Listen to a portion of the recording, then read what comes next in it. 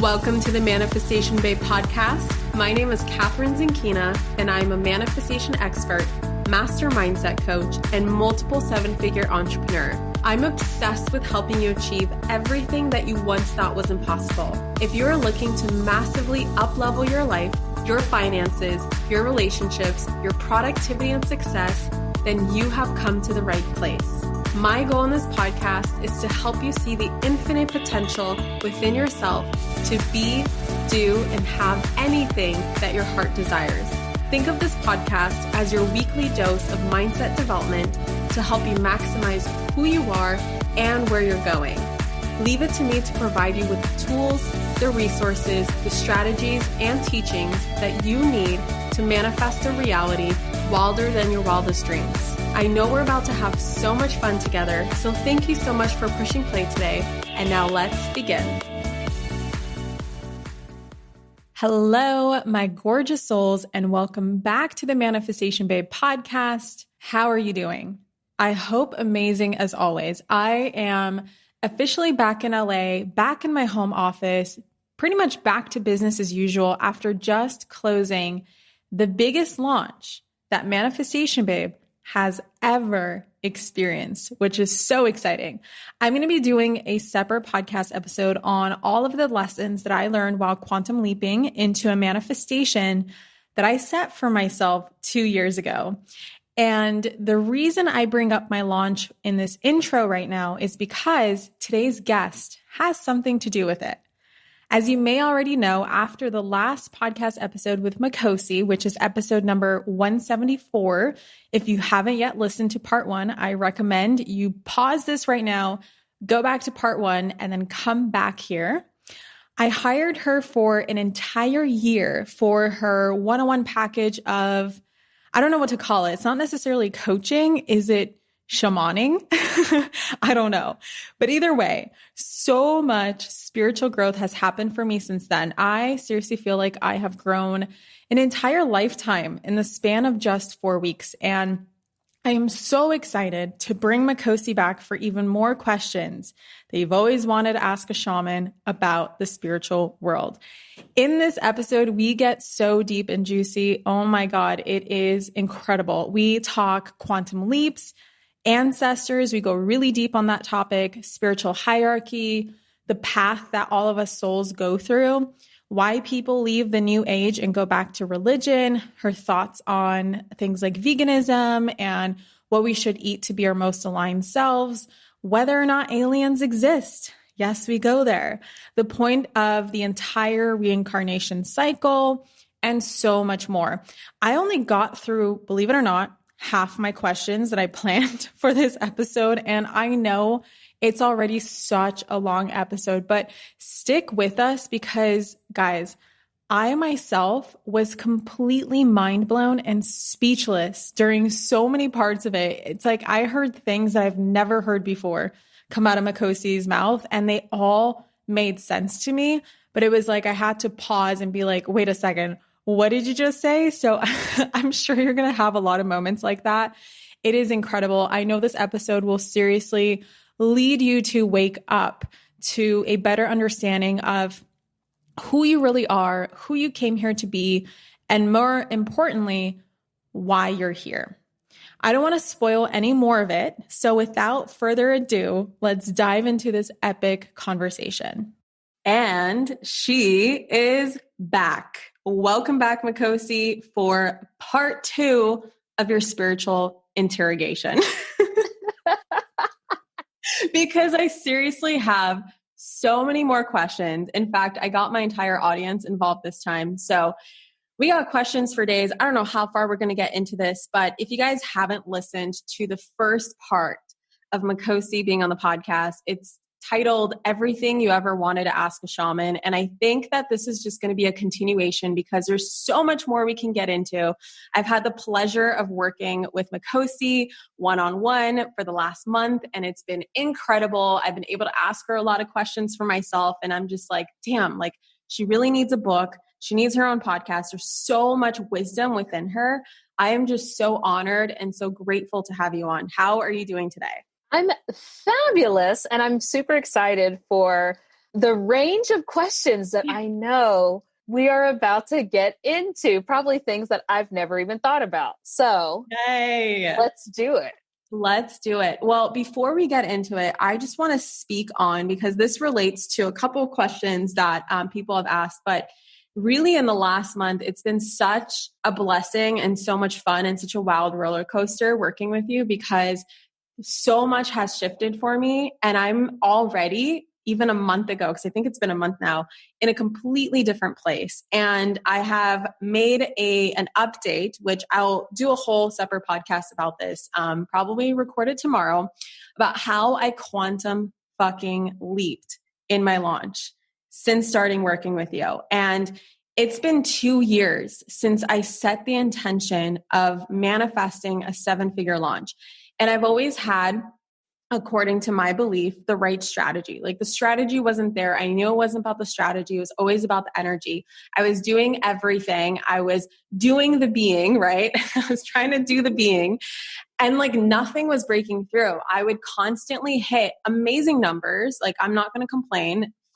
Between $500,000 to $600,000 launches.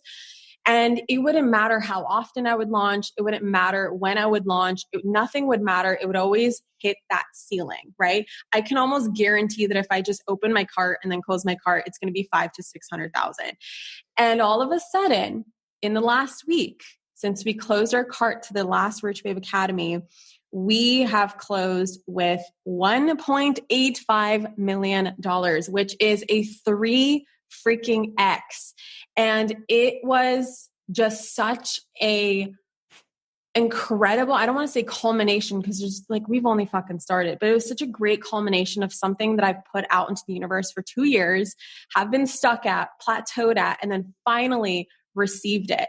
From your perspective, because I have all my theories, right? But from your perspective, can you just share like what from your perspective shifted within me in the last month that you can see? And based off of that, like how can people also experience a quantum leap in their life when they feel like they've plateaued, or they feel stuck, or they feel like nothing has really accelerated? Like what can they do / be as well? Oh my gosh. So good. First, I have to say congrats to you. Thank you. For absolutely incredible to go. I mean, you've already built an amazing business, but then to quantum leap, I knew that it was going to happen, but she was like, you're going to get at least, I always knew you're going to get at least 1.5 million, but she didn't tell me that until like I think it was like mid cart, when I already surpassed 1 million. Well, yeah, because if I would have told you, then it would have messed it up. So this is one of the challenges with kind of seeing what's coming, is that we also have to learn restraint and patience and not trying to be other people's savior. Mm-hmm. This is where the ego can, like spiritual ego, can really get in there. Like, I know this about you, and I see this in your future, and aren't I so mystical and cool? Wait, if psychics tell you what's going to happen in the future, do they kind of ruin it energetically? They can. No way. They could. Okay. Because, think about this before we get into that. Yeah. If I tell you, you are going to 3X your launch, then you're like, it's set in stone, right? Like, I don't even have to think about, okay, who am I being? Where can I shift? Right? Like, what is expansion like for me? Because I've got this coming, right? So sometimes it's not the same for every person. It really does depend on the type of person, the timing, the sequence of events, etc. Because some people, if you tell them that at a certain time, then they may take a step that doesn't allow for that to unfold. Because even a psychic, right, or even myself, if I'm seeing what's coming, it's only just like the most likely scenario. There's still scenarios, right? It's infinite possibilities. Yeah. I'm just looking at what's most likely to happen. There's still the possibility that then you make a decision based off of what someone told you that then makes you go and, and you do this other thing that kind of hijacks the whole thing. So there is a reason why whenever I do, work closely with someone, I try not to get too much into fortune telling. Yeah. I try to really focus on what's going on in your life right now, what's popping up in real time, right? Like in your day-to-day life, what are the challenges that you're experiencing? Where's the growth opportunity in the now? Examining root causes so that we can then see where things need to shift and allow everything to unfold naturally. So that is actually one thing that people can take away from your quantum leap, is to allow things to unfold as you go. So I'm just looking back on, maybe a year ago, you and I have talked. So, and you've even talked about it on your podcast, some of the events that you've been going through over the past year, various ceremonies, right? And, combo, et cetera, all of those sorts of things. Well, if you get too attached to it has to happen this way, or it has to happen at this time, or it should have happened by now, right? Instead of just holding that, knowing that it's going to happen. I'm calling in all of the things so that I am really fully prepared to hold that frequency of whatever it is that I'm calling in, right? Mm-hmm. So those things that you went through had to unfold. Those perfect kind of synchronistic circumstances in that order had to come. Like, let's be real, Catherine. Would you have been like, yes, I'm gonna hire a shaman maybe 3 years ago? No, I didn't know that this existed 3 years ago. Like 3 years ago, plant medicine was a drug. And I was like, I'm never doing drugs. In fact, this is just a fun side story. Like when I was 16 years old, I was very rebellious and I tried some hard drugs. I tried ecstasy. And my second time doing it, I thought I was going to die. I started hallucinating. It was totally laced with something not normal at all with, MDMA. You don't typically hallucinate. I started seeing clowns. I started like blacking out. I started freaking out. And I just remember creating this pact with God in that moment, like, God, please let me live and I will never touch drugs again. And I literally did not touch anything until like a year ago. And my first time doing psychedelic mushrooms, I was terrified. The first hour was the greatest lesson I had to learn. The first hour, I was struggling with the fact that I could get punished for this and that this is a drug and I might die.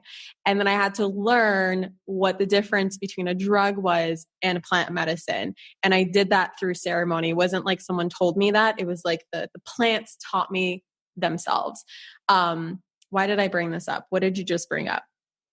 Because we were talking about the sequence of events that had to occur in order for us to even connect. Yeah. So shamans, what is that, right? Plant medicine, what is that? It's just a drug. Yeah. I would have never predicted this.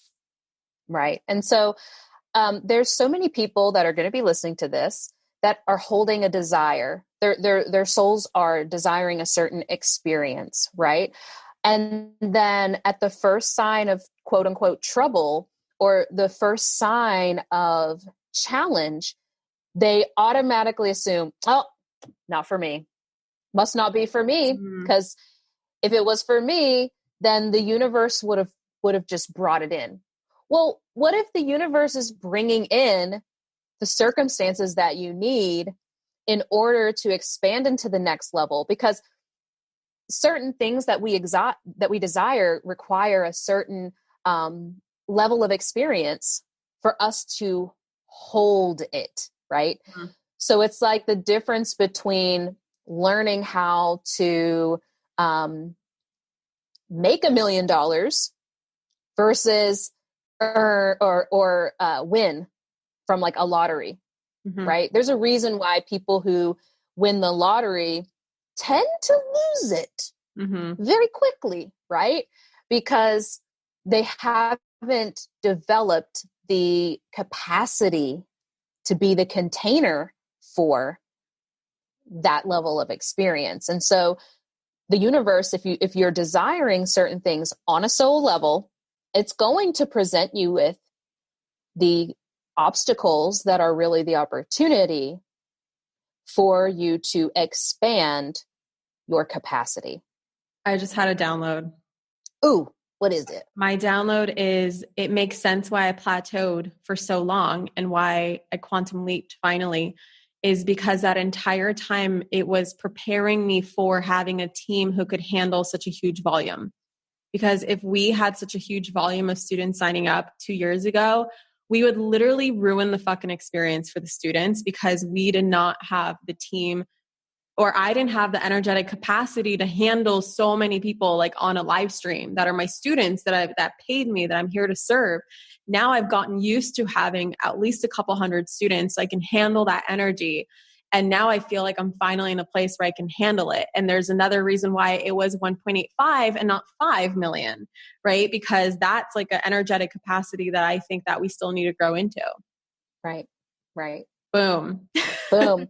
Boom. Drop. So we don't need to continue because everybody's got everything, right?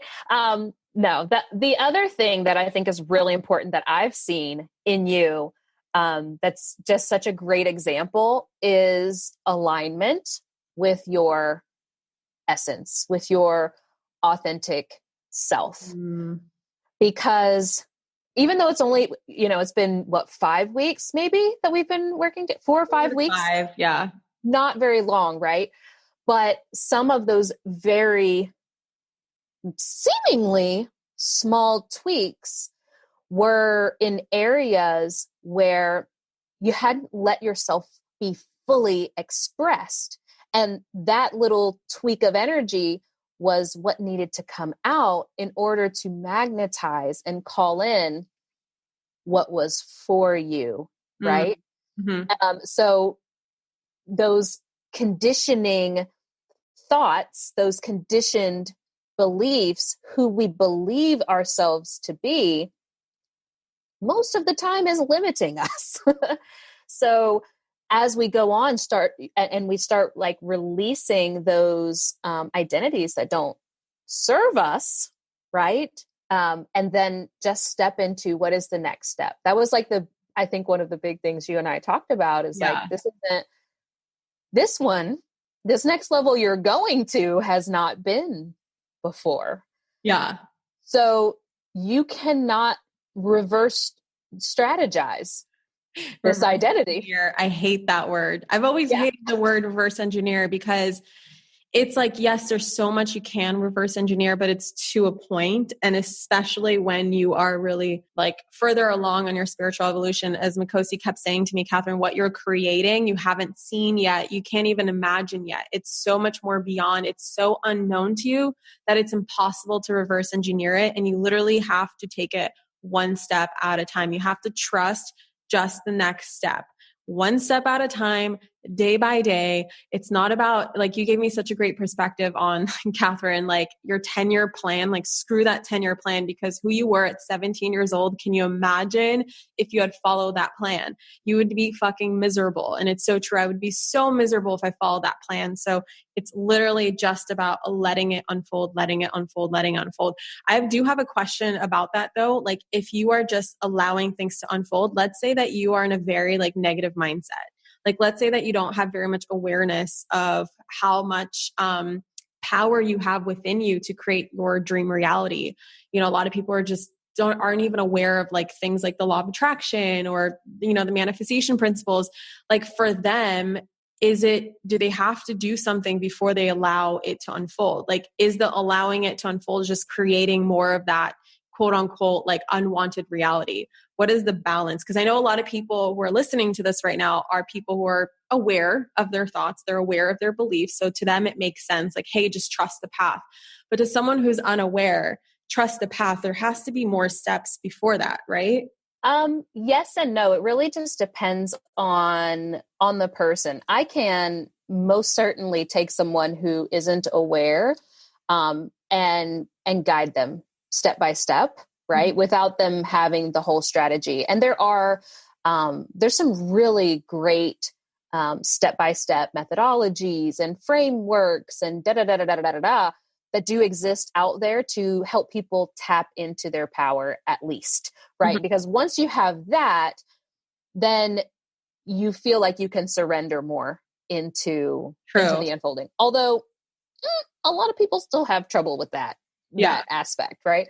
But if somebody isn't even aware, focusing first on getting into the awareness stage that every obstacle has an opportunity within it, right? Mm-hmm. And so that can also be a step-by-step, day-by-day thing where, okay, for example, today was my first day of homeschooling my son. And I'm seeing so many other parents who are doing virtual school, right? And so there's this whole group of people who are like, how dare the school system do this to me? How dare the government do this to me? This is terrible. I can't do this and also, work from home, et cetera, et cetera. So we don't have to sit and come up with like a whole methodology of, okay, we're going to reverse engineer how you're going to get through to the end of the year, because we don't even know what's going to be happening over the next month, 3 months, 6 months, right? Mm-hmm. But we can say, okay, well, what's actually on your plate right now today? And where is your power, right? Like if your child has to be online at this time, well, what opportunity is there? Is there opportunity for you to maybe shift your work schedule? Is there opportunity for a grandparent to come in and assist, or a neighbor, et cetera? Or is this an opportunity for you to explore your child not even being in school at all, like I did? And I was like, so this is what you guys are doing? Yeah, I don't want any part of that. I'm going to just do this myself. And this is actually the easier way than sticking with that. And then there's a lot of opportunity for him and for myself in that. Mm-hmm. Yeah. So there's so many truths, right? Like there's so many ways and paths. I don't claim to have the only way or path. It is about each person utilizing discernment. And I personally choose to believe that all of our higher selves are calling in exactly what we need. So if somebody's really trapped in their logical brain and they're unaware, they probably are going to have something called into their life. Maybe one of the classic personal development books pop into their life that does have a methodology, and they start using that. And another thing comes in, and so on and so forth. And then they awaken to their own power step by step. Speaking of multiple paths, there's a very juicy topic that I brought up to you, and you gave me so much insight, and I would love to share this because people are starting to ask me this question. To give you guys some context as to where I'm going with this, I think Makhosi knows where I'm going because, again, she's a shaman, can probably read my thoughts, right? Can you read my thoughts? Not all the time. Not all the time. Okay, not all the time, but she can. Awesome. So I was on YouTube once, like maybe a couple months ago, and I noticed like a video pop up, which is like how I left the evil new age thinking or something like that, or cult, whatever they decided to call it, and came back to Jesus or came back to Christianity. I was like, this is interesting. I think I like clicked on it, maybe listened to the first minute. I was like, I don't get it. So I'd go back, and then, the YouTube algorithm picks up things that you click on. And so more and more and more, and in fact, even people I used to know would show up. They've created videos like this, and they were talking about how they are like, they awoken from this evil new age, like demon worshiping, law of attraction is evil kind of thinking, and came back to Jesus, came back to Christianity. And a lot of them were people who are going from like organized religion, Christianity, believing that Jesus is the savior, to coming into the manifestation world and then leaving that and coming back into Christianity. And I asked you, like, have you noticed, is that a trend? Like, is that something that's happening? Or is it because my YouTube algorithm is just picking up these people that were already doing it? And I just wanted to ask your opinion on this, of what is going on. And I also have like people asking me, like, Catherine, is the law of attraction evil? Is manifestation evil? Are we actually speaking to the devil when we're talking to the universe? And there's just so much about this. And it really made me so curious to ask your perception on it, your perspective on it, because to me, it just doesn't make any sense how it can be evil. It doesn't make any sense. Like, I see the value on both sides between New Age and, Christianity, and also seeing how when Jesus came about in his time, he was New Age thinking at that time. Like, he was the New Age at that time. And so how can we create these labels? It just doesn't make any sense to me, but I really loved your perspective. Can you take this topic on? Yes. Let's dive into it, because it's juicy.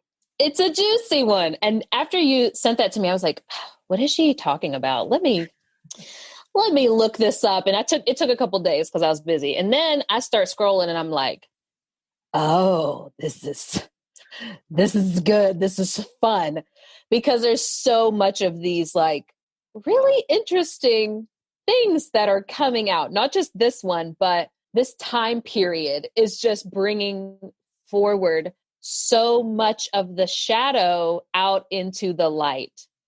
So much of the, potential darkness, right, into the light.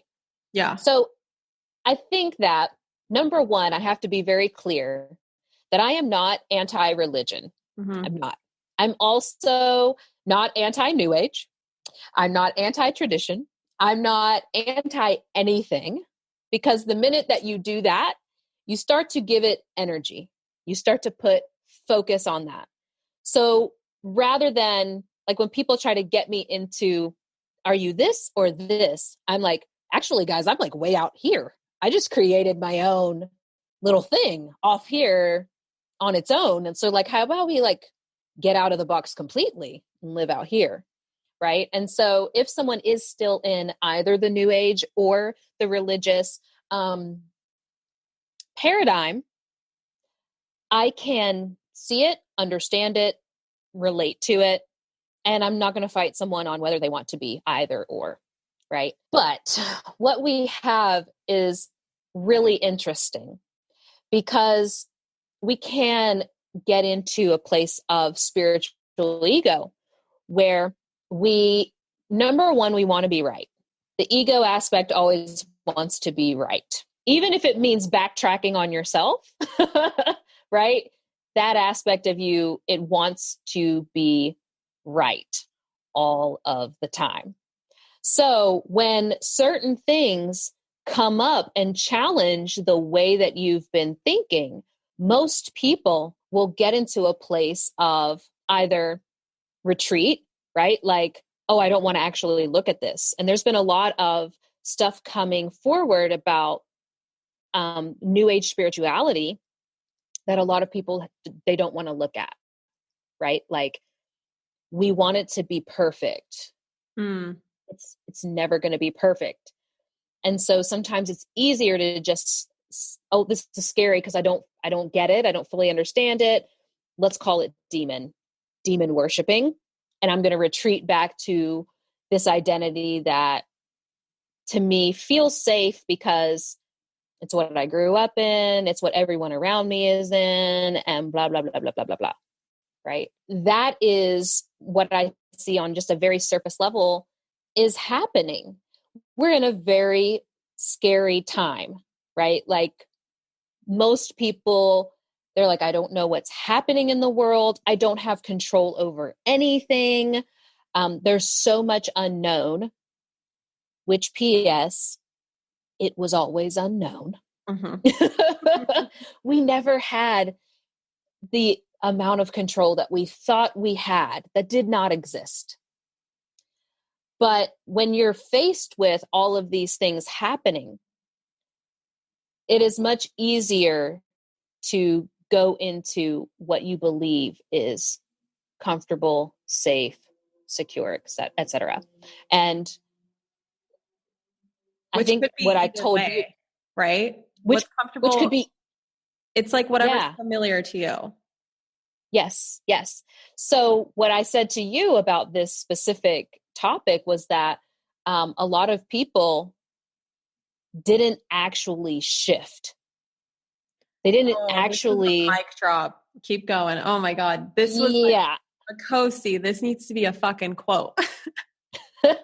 yeah, this is something that I've been seeing in New Age spirituality, but also in traditional spirituality, people trying to return to that, et cetera, where we try and carry the same paradigm with us, the same identity with us, but put a different bow on it, but it's still the same.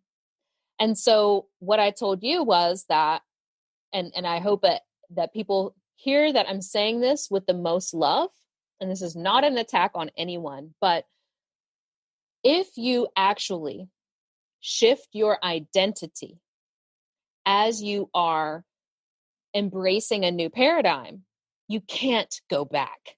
You can't return, right? Like, this is like you had a surgery that is a permanent surgery, right? Like, your identity shifting is hopefully expansive.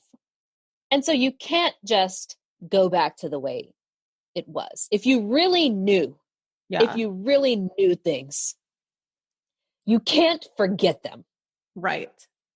I can't right? imagine going back like how I was 5 to 10 years ago, but like applied to right now.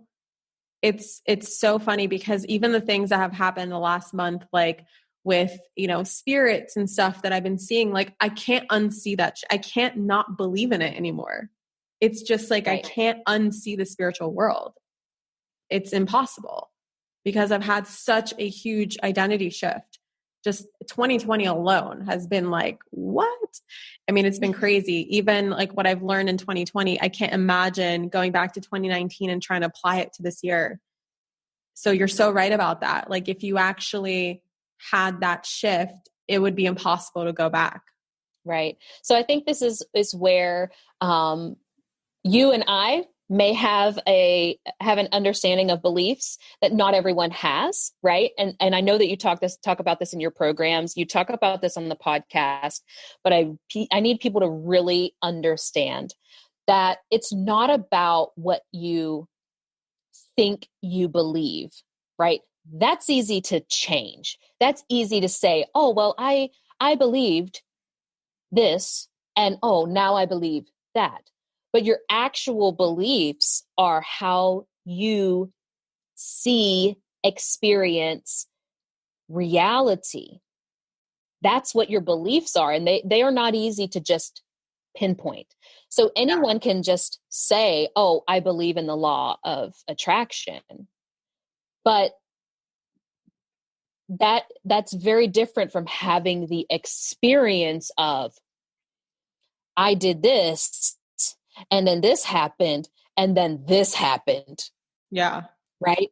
That's a very different thing. That is where embodiment comes in.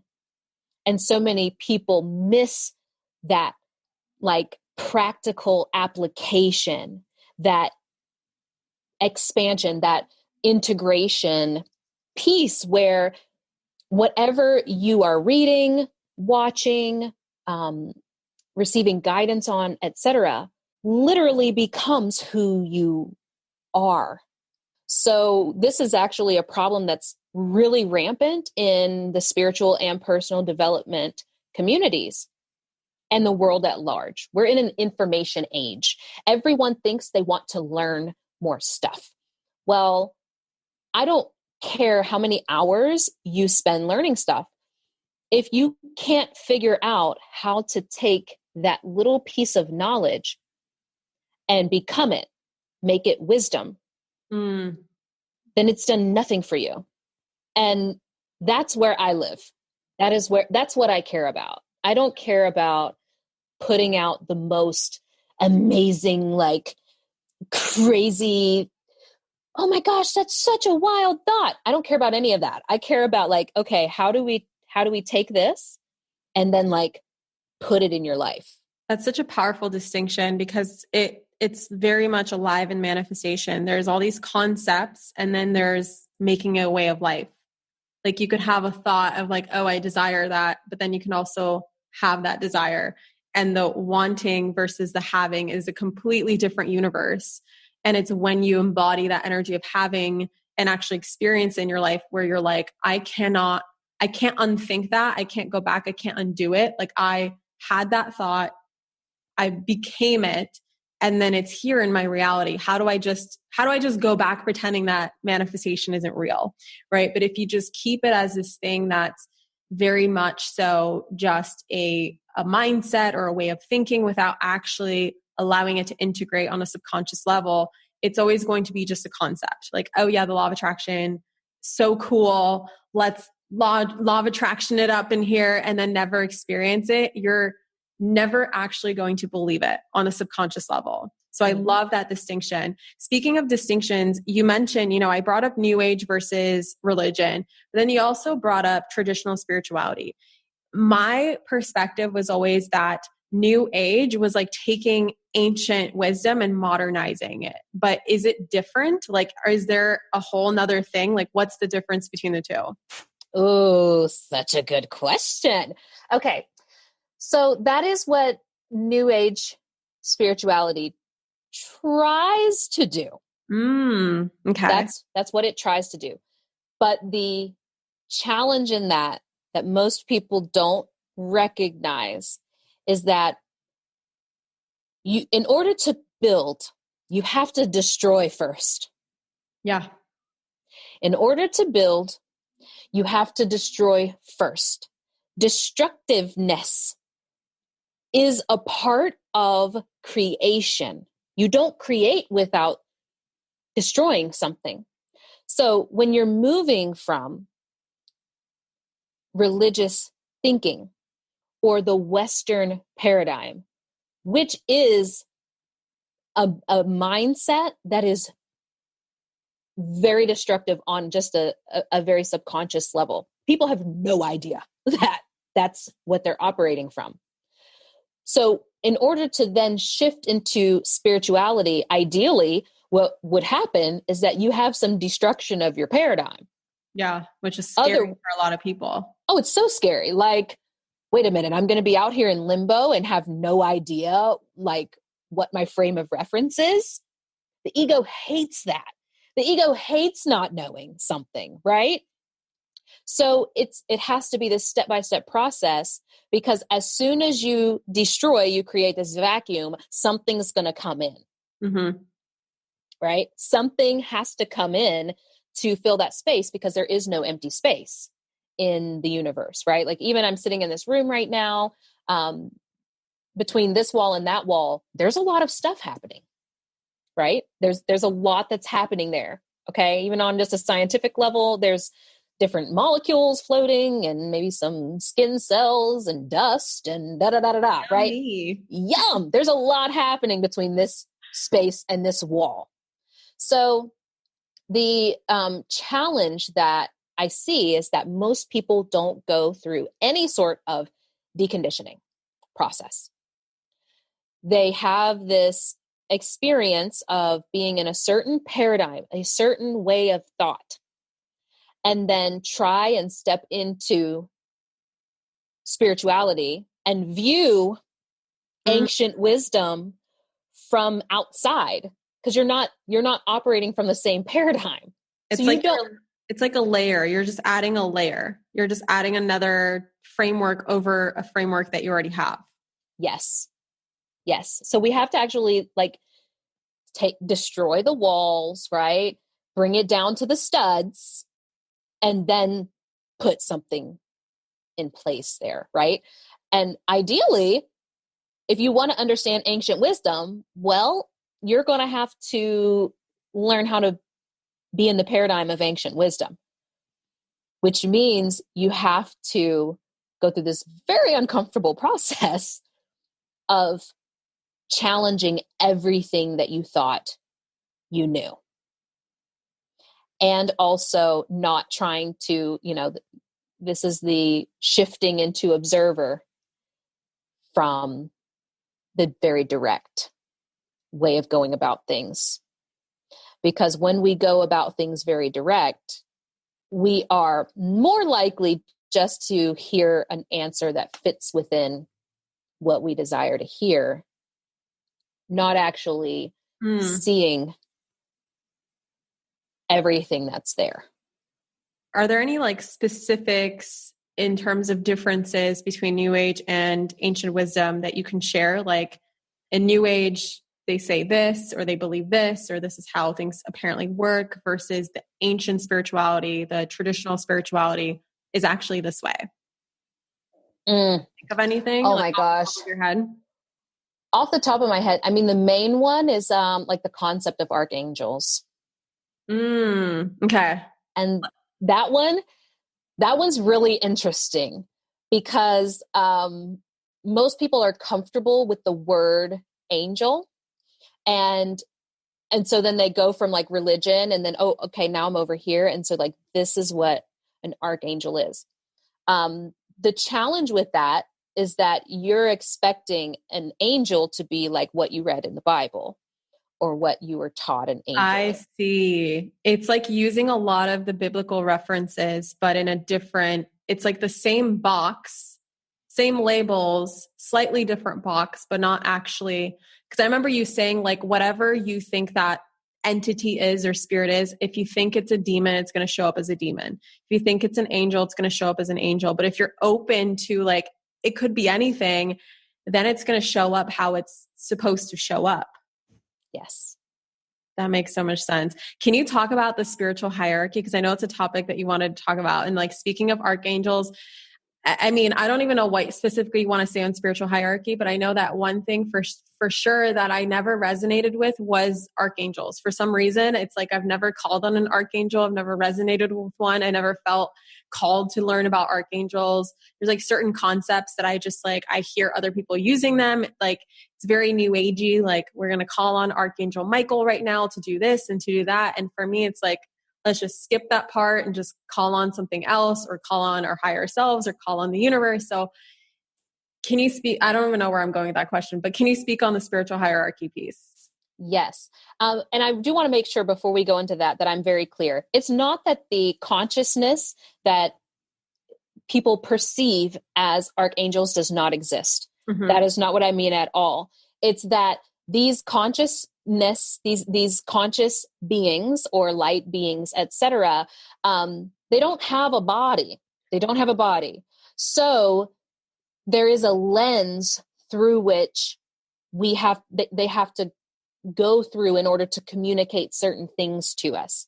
So just the more open we are to the full experience of them, whatever that means, without trying to put labels on it, without putting meaning on it, we are more likely to have the full knowing of what that being is. Which is scary because I had an experience in Sedona that I immediately voxered Makhosi and was like, is this ever like, am I ever going to get used to this? Because I had like a spirit or something knock on my bedside table, open a door, and I was just watching it happen right in front of me. And I was like, I just immediately went into panic mode because I immediately labeled it through my own conditioning. And I know I have a lot of deconditioning here to do.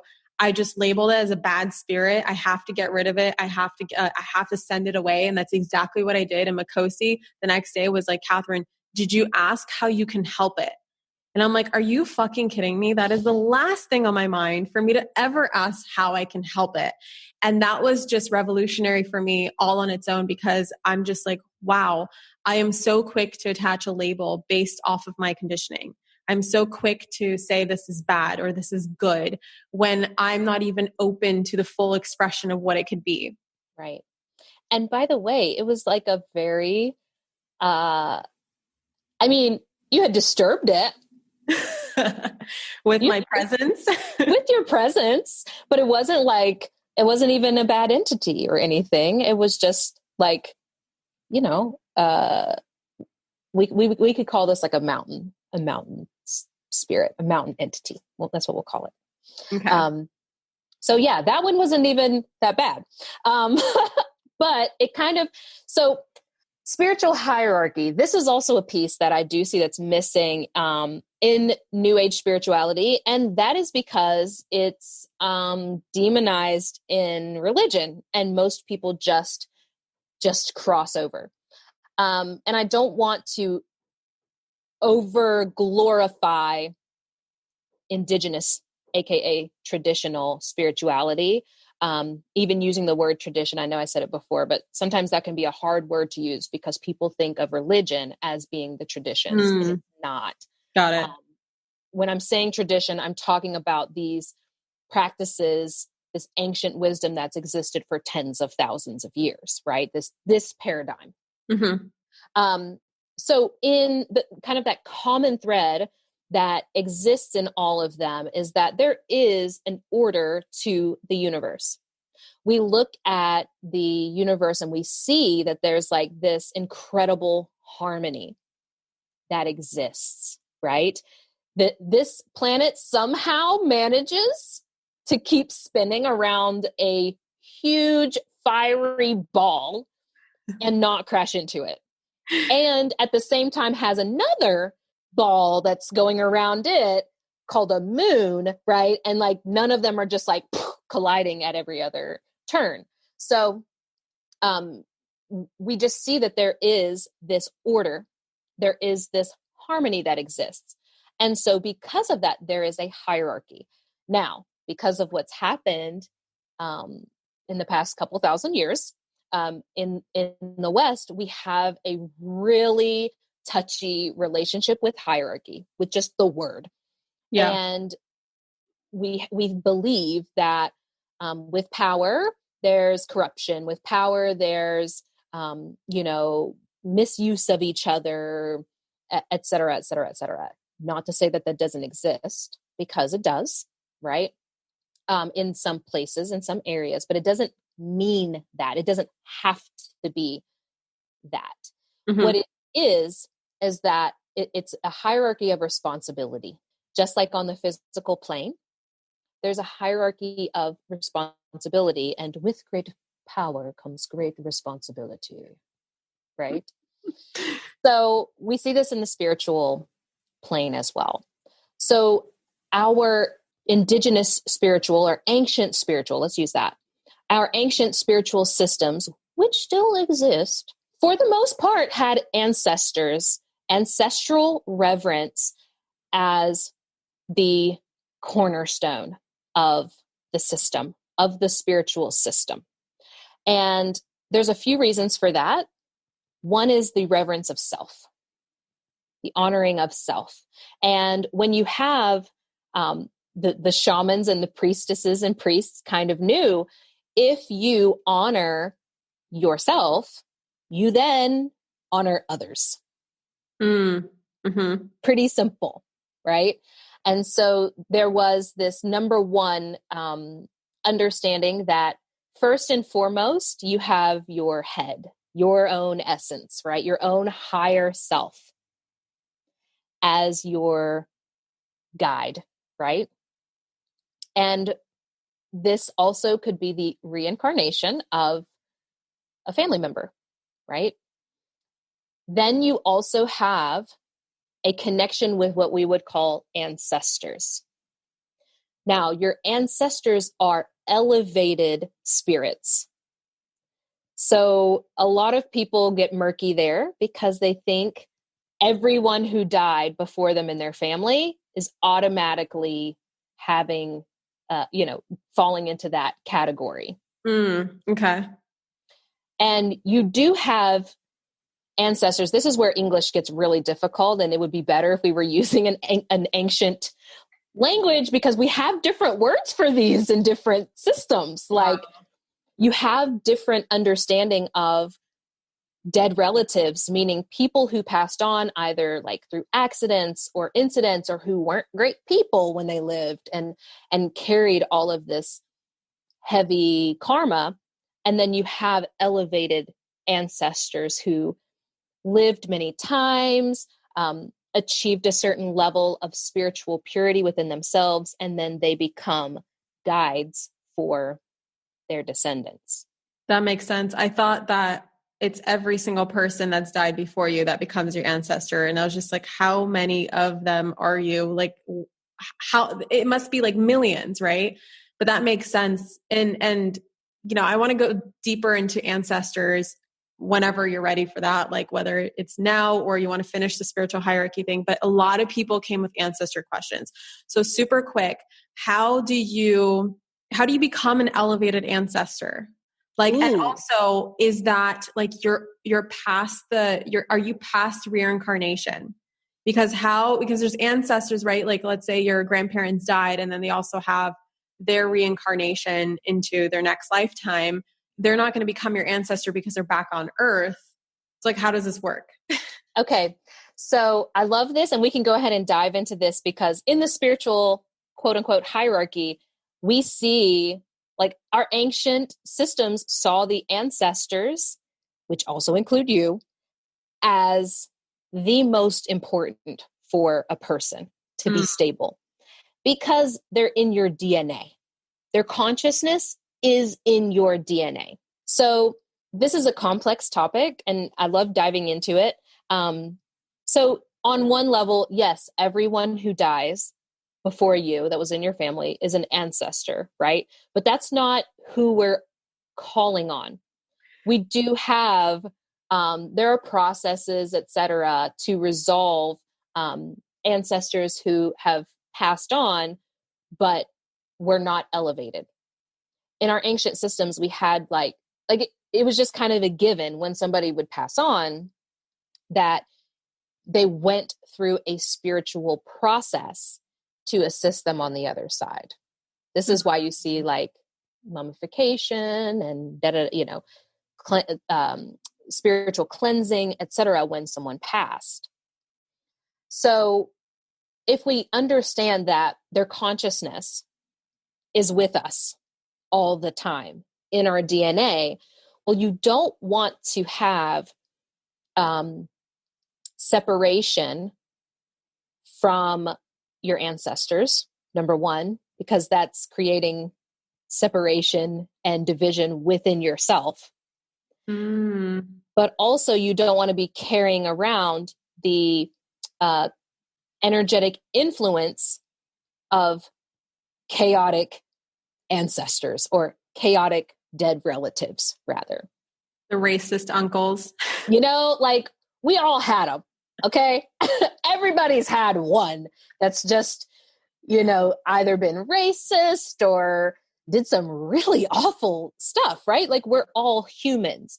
And so there becomes this kind of relationship where we feel a responsibility to uplift those who have passed on, because if they haven't been elevated, if they haven't moved on, all they can really do is influence us with that quote unquote bad karma or that negative influence, because that's what they're living in. Like that's the consciousness. So they're not like around us, they're through us. Right. Or, I mean, it can be both and, right? Huh.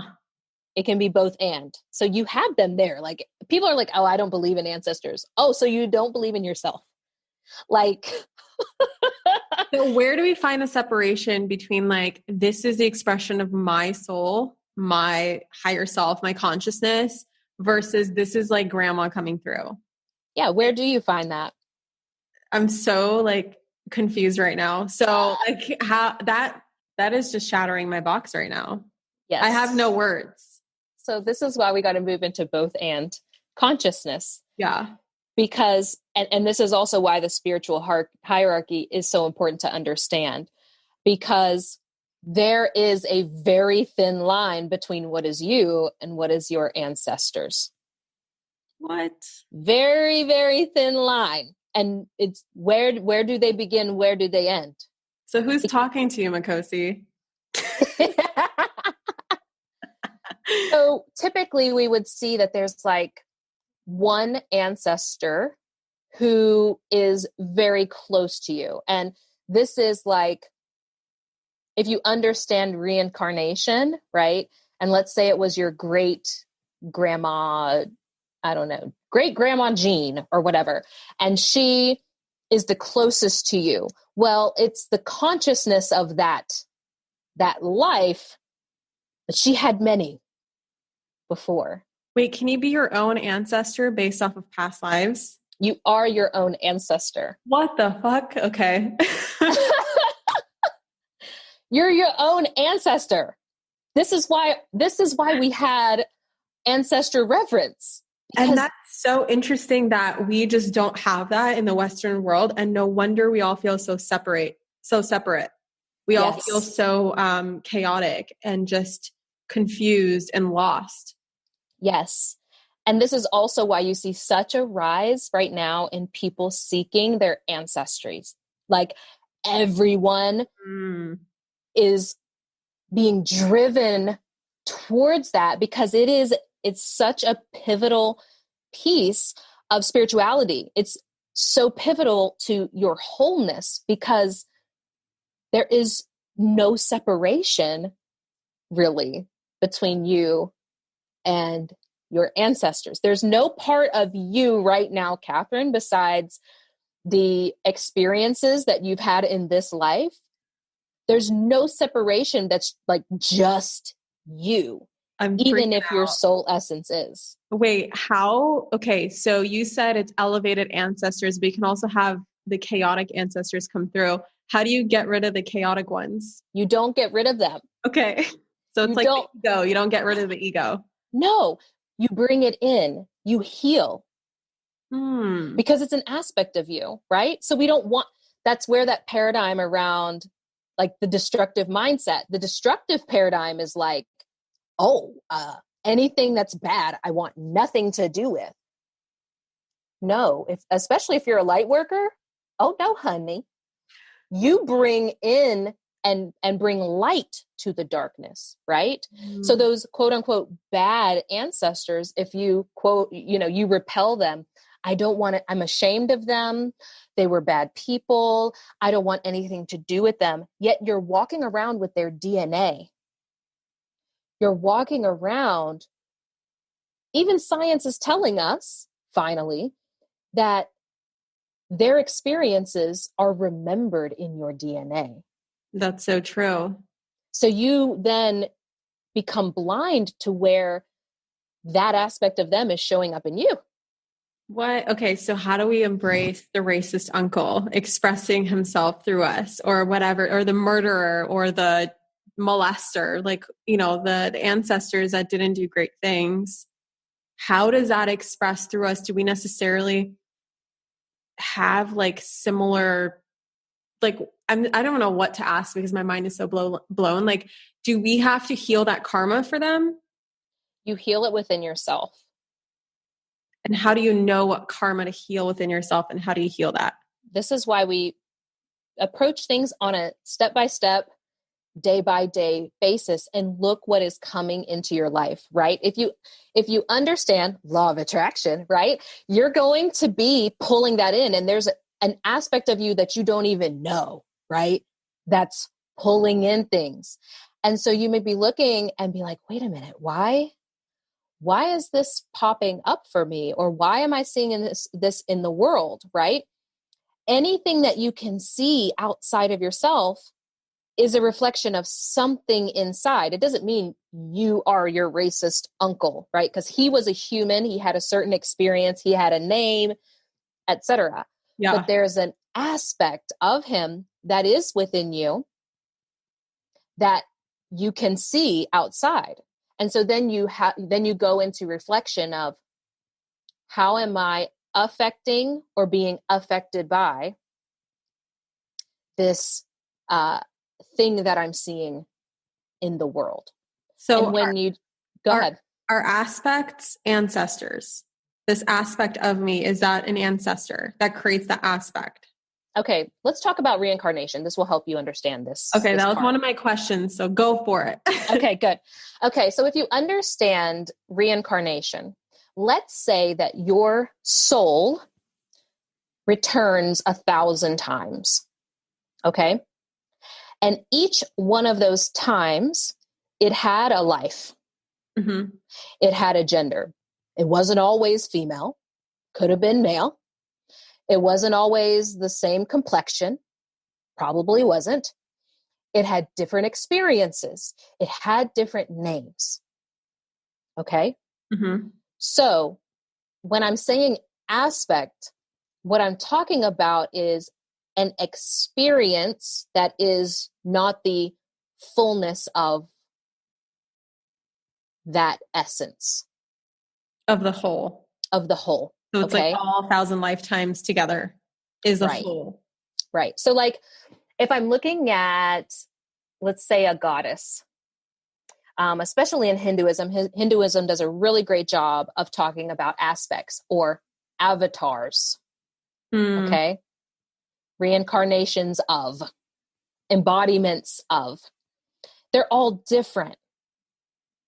They're different. You can have one God and he appears and has different experiences in different bodies, different names, different genders, different paths, right? Like in some systems, they will even call them paths of an essence, of one essence. And you have all of these different avatars. Well, it's a similar thing for your soul or for your ancestors' soul. They had many different experiences. So this is not like a very just like simple thing. You have to really decondition around time first. Totally. To fully feel the impact of that and fully get that, because the illusion of time is what makes it hard to understand. It's clearly so multidimensional. There's so much happening at once that we can't even fathom. Like, I can't even fathom what's going on right now. Like, just knowing the different experiences and the aspects and the ancestors. I'm like, who the fuck am I? Oh, okay. This is amazing. I don't even know what's going through your guys' minds right now, but like my mind is blown. Keep going. Yeah. Okay. So if you understand all of that, right? So when we're calling on an ancestor, we aren't calling on that one aspect that was shitty uncle, shitty racist uncle. Okay. We're not just calling on that aspect. We are also calling on the aspect when he was a great knight and when he was, a street cleaner and a woman who died in childbirth. Like, that's what we're calling on. We're calling on the essence of that, not the human experience of that ancestor. So so I would see that then and just confirm this for me, that the essence is the elevated ancestor versus the more human experience is more like the that can be chaotic, the less elevated. Yes and no. Okay, because the elevated ancestor has had multiple experiences and gone through. So when we have like a baby soul or a baby soul essence, okay, a baby essence, I just like to say that because it's cute. A baby essence, right? We would see that they break off, quote unquote, break off from source, and then they descend down lower and lower and lower vibration until they can become dense, right? And so this plane is farther away from source, but is also still included in that, right? Gotcha. It's not separate, okay? But in order for us to see ourselves as source, we have to have this separation. And no one can see the movements that I'm doing right now, but just you guys imagine it.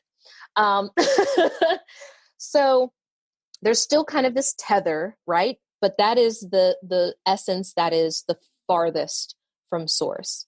And so these baby souls, the little cute baby souls, they're here to experience like the most basic of humanness.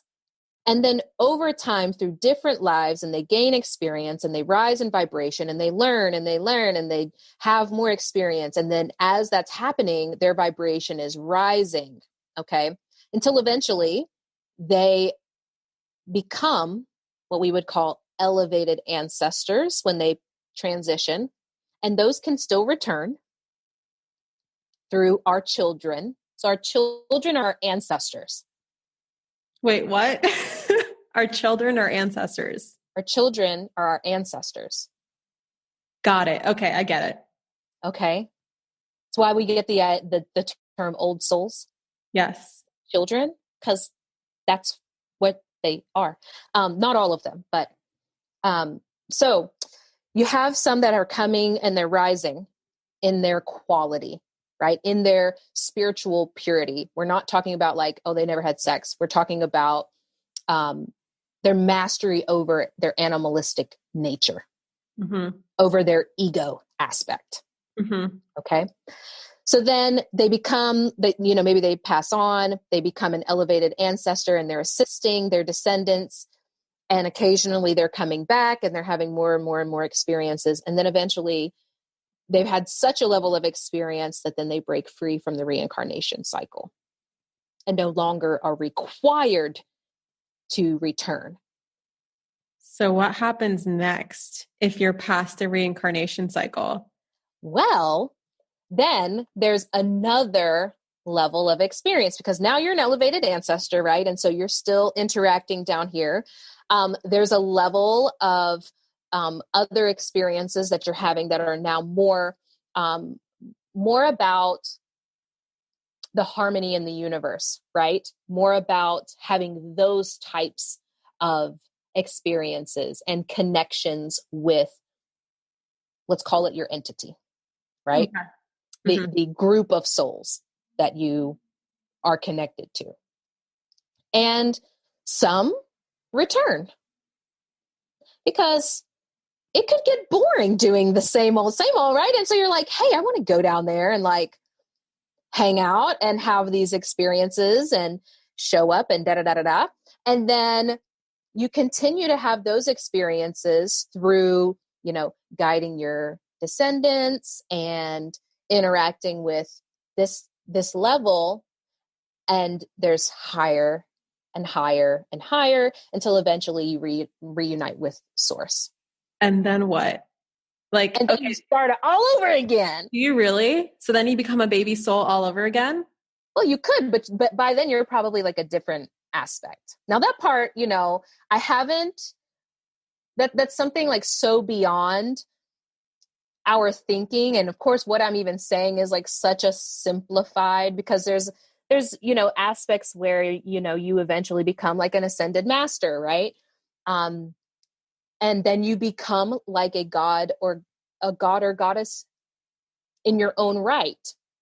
And then, and more, you're becoming a less dense and less rigid, fewer boundaries between, you become more like conceptual rather than solid, right? Because you're moving away from being matter, but becoming even higher vibration in that process, right? You know how you said your kids are going to be your ancestors. And so I'm curious, can an old soul give birth to a new soul? Yes. But then are those just ancestors that are coming from source back into baby souls? Yes. Interesting. And a new soul can birth an old one on the physical plane, right? Yeah. Because you're just being a portal. Yeah. You're a portal that's allowing them to come through. Now, this is not a hard and fast thing. I should also let people know there is complexity to this. So, in in some of our ancient systems, there is like this knowing that, number one, you can be a portal for souls that are not in your lineage, right? Like Jesus would be a great example of that. Probably one of the most extreme examples, because apparently she was a virgin, quote unquote. But that is a perfect example of how that can happen, right? Mm-hmm. Also, we have like this understanding as well that you can give birth to souls that are not part of your lineage, that may even just be like wandering. What Like is a ghost, wandering?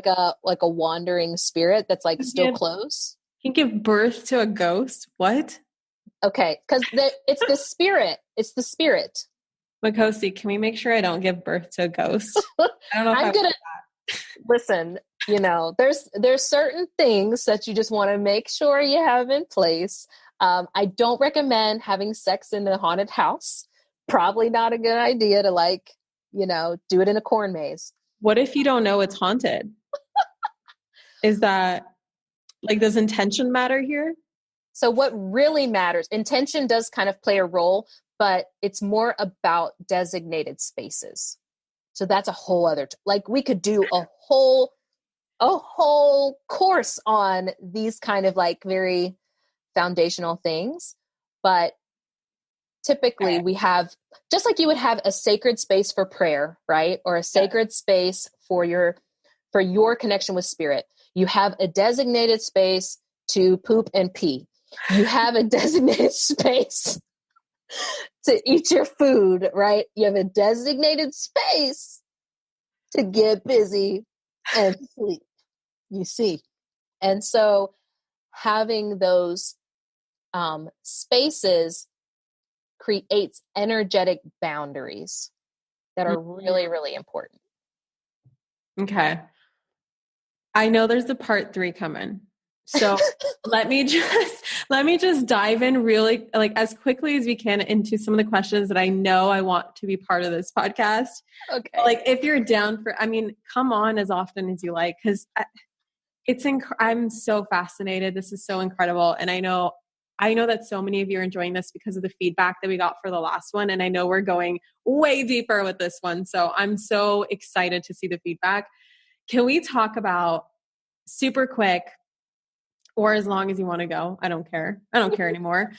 What a lot of people want to know, what do you eat, Makhosi? Because there is, and I know you're passionate about this topic in terms of like people thinking that veganism is the way to spirituality. And I know that I had a lot of backlash, like this hasn't happened in a long time. Actually, it's maybe like when I first started manifestation, maybe like the first 2 years when I would post like, and this is probably why I don't post my food as much anymore, is because this got so annoying.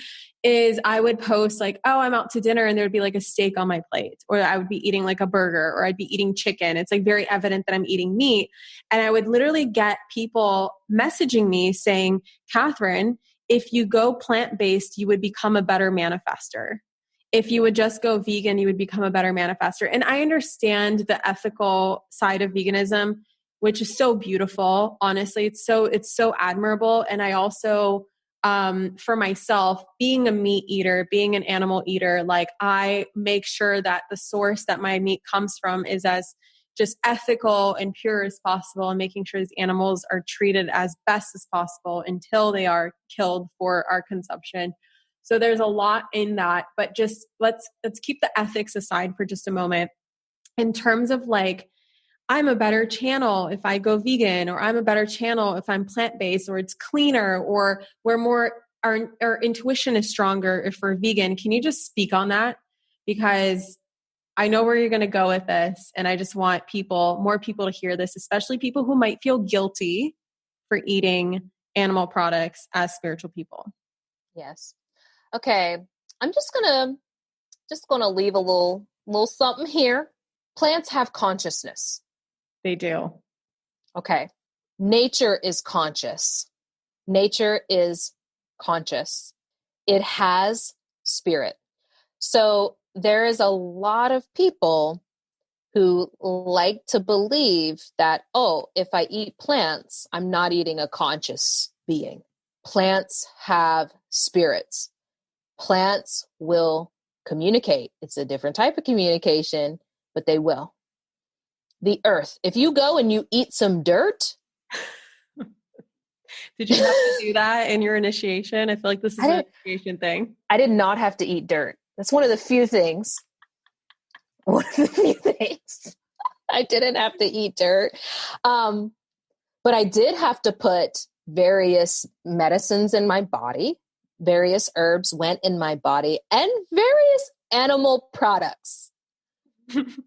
Various aspects of animals went into the making of this. Okay. Okay. And so I understand, like, just in general, the ethical aspects. Part of that is coming because we are not, as a collective here in the West, operating from a conscious perspective. We don't honor our meat. There's no honoring of the animals who sacrifice their life in order for us to live. We don't honor the plants who sacrifice their lives That's for never us. talked about. That I never hear that brought up. No. Ever.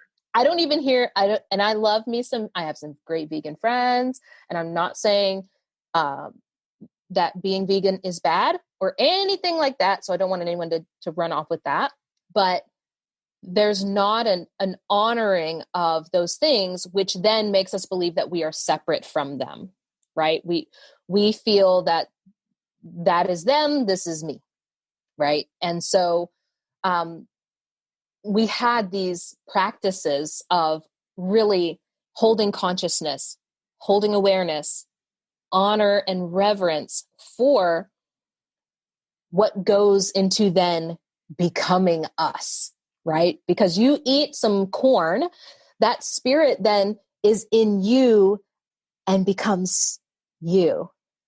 What?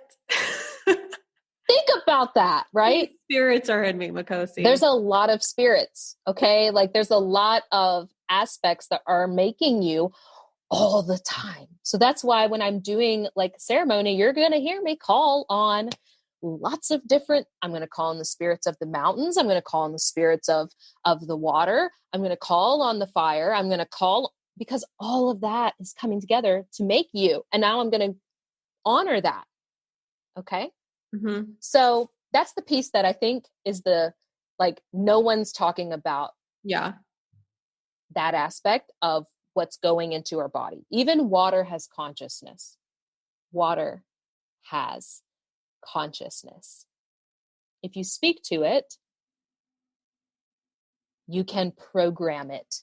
You can communicate with it, have communion with the water that then becomes your body. Whole different way of being. So should we talk to our food, Makhosi, before we eat? You can. Okay. Right? Like people pray before they eat. I think that's great. Or at least with your water, or at least holding some consciousness around what went into making this meal, what went into, all of that energy that's in existence that has had to move in order for you to be sustained, and honoring that. Now, as it relates to your spiritual being, there's so much to this, because some of us had ancestors, right? So we just talked about ancestors. We got to pull ancestors back in. Yeah. Because this is who you are, right? It's in your DNA. And so what you will find is that your body will need certain things based off of what your ancestors were eating, because now it's become you. And so I have seen people get very ill, they're missing certain things, having certain problems because they are so adamant against not doing anything their ancestors did, or I'm not going to eat meat or whatever. Now there are some instances where we're eating things that don't sit well with our bodies. And this is where intuition's really important. If you're not going to like go on this certain path that then reveals your taboos to you, but really listening to your body to guide you to eating this, don't eat this, eat this, etc. But the whole like blanket statement that if you eat meat, you are not spiritual. It's like it's the conditioning again. It is. It's putting spirituality into the box. Yeah, it is. Wow. Okay. So are cravings then something that your ancestor wants? Now that's where it becomes this is also where consciousness really just plays a role, because so many of us are having cravings because we haven't developed mastery over ourselves, or we have a hole that we're trying to fill with Twinkies. Here we go. Like, and it's not the ancestors. And that's not ancestors, right? Like your ancestors. I do have occasions where, as I'm communicating with ancestors, there's certain things that they need the energy of, right? And so that does happen, but I highly recommend everyone first focus on healing themselves. And as you begin to heal, you just notice that a lot of those things that you thought that you quote unquote needed, right? Like if your body is saying, I need this, and you can't help yourself, or you have to really fight to resist it, there's an issue there. There's something that needs healing there that's causing you to then be, overly attached to XYZ. Got it. So there's a fine line, and really learning how to tell the difference between your ego and your intuition is super critical to telling the difference there. There's a question that came up a lot that I just want to make sure we cover, because we keep interweaving ancestors into this whole conversation.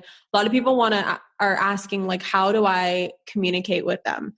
Because if they are you, is it just communicating to yourself? Is it listening to your intuition? Is your intuition your ancestors guiding you and telling you certain things and like, do this, don't do this or whatever? Or is that separate? Or like, can people call on a specific grandma to come through? Like, how does this communication element work? Yeah. So this kind of, again, goes back to the spiritual hierarchy, right? So we have this spirit gang, spirit squad, which includes your higher self, right? But then it also includes ancestors, and they, as a team, ideally, if you've been healing and you've been really connecting with spirit, etc., that is where your intuition is coming from. That is why we will even feel it in various aspects of the body. And someone who's really knowledgeable can also identify where, like, who's coming through based off of certain areas of your body where you're experiencing it. So like, for example, if I feel something in my right shoulder as I'm doing a certain thing, I will know, okay, this is a father because it's having to do with my shoulders and it's coming on my right side. And this is my masculine side. So we can tell a lot through the sensations in our bodies. That is that communication from I wouldn't say that it's just one communicating. Now you may have, like your higher self is essentially one, like your most important aspect, but there's also interaction happening there. So it's more of like a collective guidance, a collective type of support, or take, this little voice that says da da da da da. Now some people like may smell their great auntie's perfume, and then that lets them know, or hear a voice that was your great papa or whatever. I don't know. Yeah. so country. Um, Okay, that makes sense. Is there anything else that you want to add on ancestors before we wrap up with our very last topic? oh my gosh. I know there's like a lot to say, but if there's anything that feels like incomplete that you just want to clarify or anything like that, because I think ancestors has been like the biggest topic that's come up in the Q&A. Yeah, I'm getting so many questions too around ancestors. Everyone's really into uncovering that aspect. And I think the only thing that I really have to say is kind of reiterating people understanding the difference between the ego and the essence of a human being. If you can understand the difference between those two in your being, then you can begin to really see that in the people that have gone before you. I do also get this question around if I'm adopted or I don't know an ancestor. Yeah, that came up. Yeah, so I do get that question a lot too. And if you have this experience, that is still in you. Mm-hmm. So even if you were adopted, that's okay. You can still connect with those ancestors. I will just say things like, my mother's father, like that type of thing, and put my attention there. Or if you happen to know the name, the surnames, you can utilize that as well. And you don't have to forget the people who cared for you in this life as well. They become ancestors too? They can. So that's why I said that this is like a very complex thing. Yeah. I can tell. Yeah, it is. And people who are spiritually gifted can over time have these connections, can work with spirits that weren't necessarily in their lineage, but were very, very closely interacted and now influencing one another because we're all connected. So there is a lot of complexity to the topic for sure. Clearly. I feel like it could take lifetimes to learn it. I mean, it's so incredible. I learned so much today and I'm so curious what's going through your guys' head. So as you're listening, take a screenshot, tag at the Royal Shaman, at Manifestation Babe, and just let us know. Let us know your feedback, your thoughts. Put some emojis all over that. I know, like, if I were an emoji right now, it'd be the mind blown emoji. So that's the emoji I would use right now. Okay, so the last topic is, because this is something that when we got off the last podcast, you're like, we didn't even dive into that. Aliens. Aliens, do they exist? Are you an alien? Am I an alien? What is an alien? Just a blurb on that. A blurb on that. Okay. Do aliens exist? Come on now. Yes. Of course they exist, right? This also going to kind of wrap it back around to one of the topics that I was talking about before around observing, right? Yeah. Observing versus direct. So number one, there's a wide variety. Some of them could come in physical form depending on their experience, right? But we also have to understand that this is a suit, right? This is an earth suit. And so we can have consciousnesses from, or I mean, kind of weirdly from, or more often live on other planets, manifest in a physical form in order to walk this earth. Are you also about to say that aliens can be ancestors too? Stop.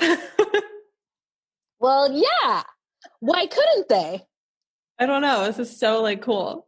Yeah. I mean, this is a very vast, very vast universe, right? Yeah.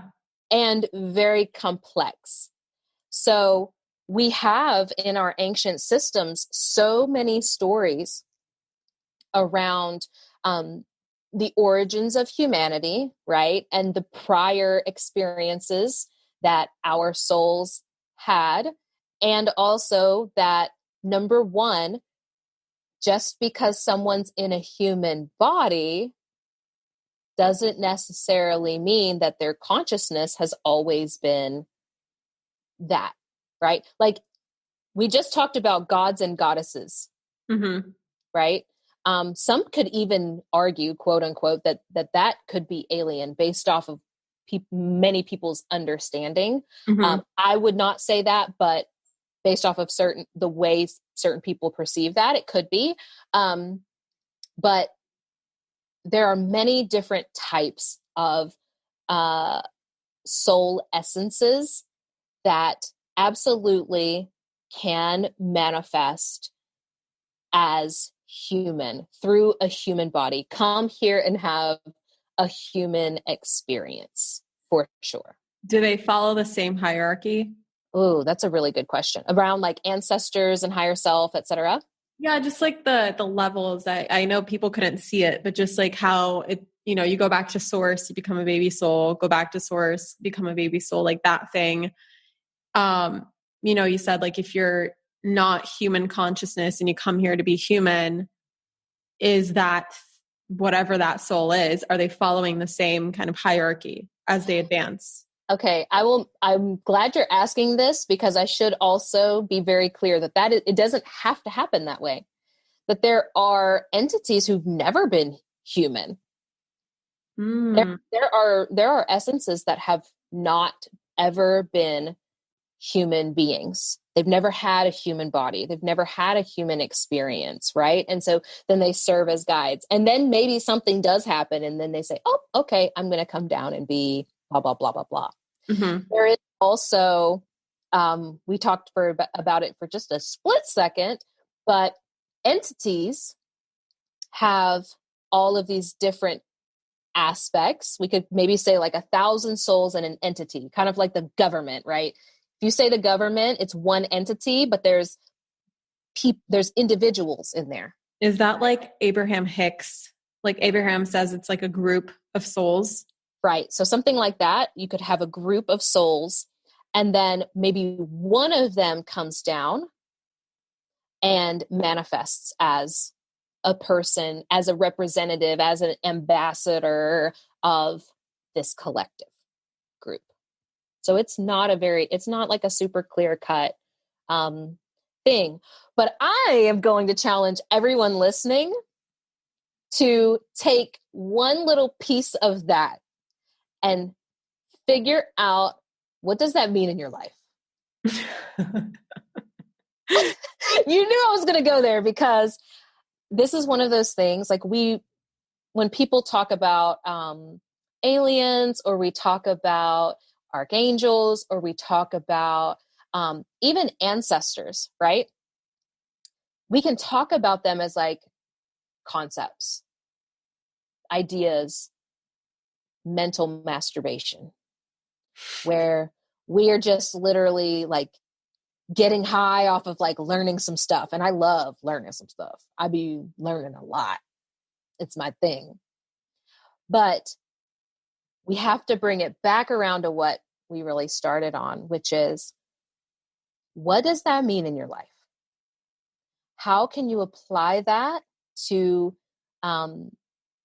create more freedom in your being? Freedom from essentially your own egoic prison, from your suffering.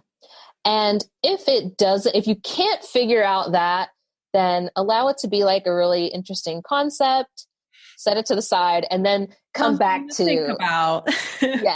Yes. And then let's like bring it back to, okay, how can we utilize that in our life? How can we make the world a better place? How can we experience more wholeness because of that? But what I do hope that people at the very least take away from us having this conversation is that we are more interconnected and more alike, and so intertwined on a soul level, more than we would like to believe.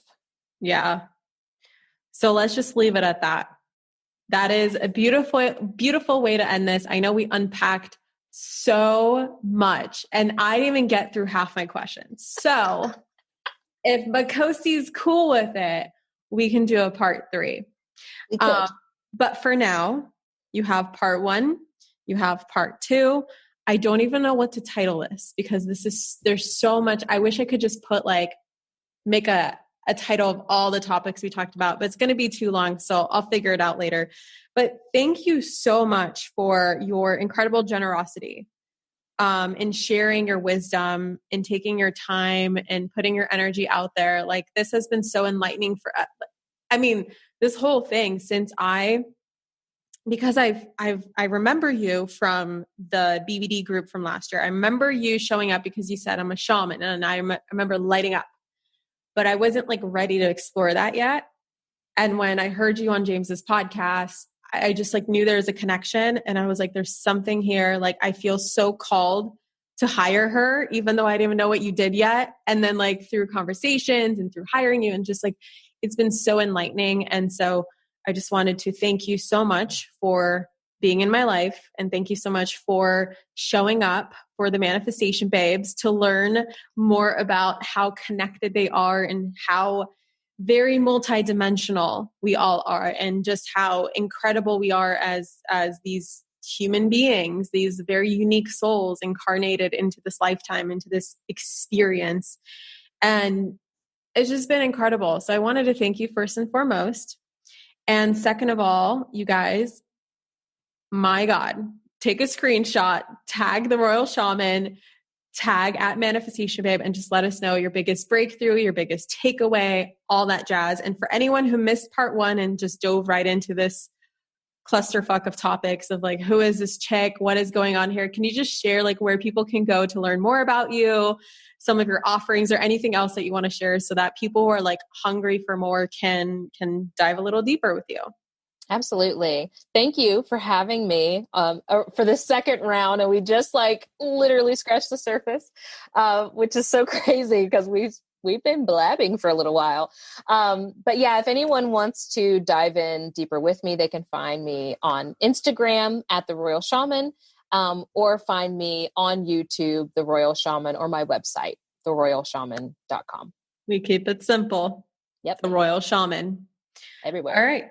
And that is it, you guys. To be determined? What is it? To be continued. To be continued. There we go. ... We'll see how many parts this becomes. Makhosi and I are going to just follow our intuition and see what happens. And I'll keep you guys in the loop of what other quantum leaps come my way from working with her. So thanks again, Makhosi. And to the rest of you, I will see you in the next episode. Mwah. Bye. Thank you so much for tuning into today's episode. If you absolutely loved what you heard today, be sure to share it with me by leaving a review on iTunes so that I can keep the good stuff coming your way. If you aren't already following me on social media, come soak up the extra inspiration on Instagram by following at Manifestation Babe or visiting my website at manifestationbabe.com. I love and adore you so much and can't wait to connect with you in the next episode. In the meantime, go out there and manifest some magic.